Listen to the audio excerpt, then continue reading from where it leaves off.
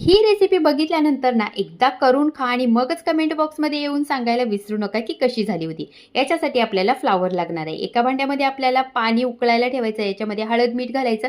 हे फ्लावरचे तुकडे आपल्याला याच्यामध्ये उकडून घ्यायचे. एका पॅनमध्ये तेल घालायचं, मुठभर लसूण पाकळ्या आणि लाल सुक्या मिरच्या घालायच्या आणि चांगलं परतून घ्यायचं आणि बाजूला काढायचं.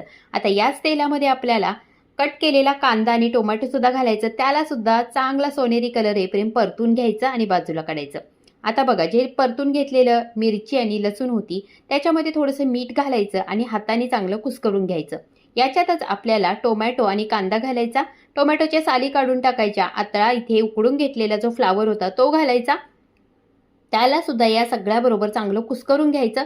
लाल तिखट, कोथिंबीर आणि चवीनुसार मीठ घालायचं. वरून थोडासा लिंबू पिळायचा आणि छान मिक्स करून घ्यायचं. मस्त हे फ्लावरचं भरीत तयार होतं. तुम्ही भातासोबत, भाकरीसोबत किंवा चपातीसोबत खा. टेस्टी होतं. नक्की ट्राय करा.